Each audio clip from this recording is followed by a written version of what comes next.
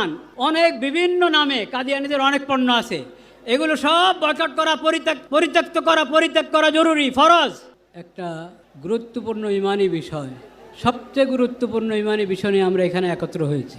বিষয়টা সবার কাছে স্পষ্ট, কিন্তু কিছু লোক অস্পষ্টতা সৃষ্টি করার চেষ্টা করে। ওই বিষয়ে আমি এক দুটো কথা বলতে চাচ্ছি। আরে ভাই,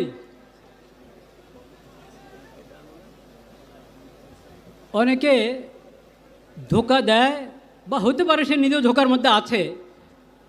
সেটা হলো এটাকে মযহাবের ইখতিলাফ মনে করে। হানাফি, শাফি, হাম্বলি মযহাব, দেখেন সব মযহাব আহলুস সুন্নাত ওয়াল জামাতের অধীনে। আহলুস সুন্নাত ওয়াল জামাতেরই এক একটি মযহাব। কাদিয়ানী আহলুস সুন্নাত ওয়াল জামাত হবে দূরের কথা, ওরা তো ইসলামের গণ্ডির থেকে বাইরে। কাজে এটা মযহাবের ইখতিলাফ নয়। 2 নম্বর, কেউ কেউ এটাকে ফিরকার ইখতিলাফ বানাতে চায়। খবরদার।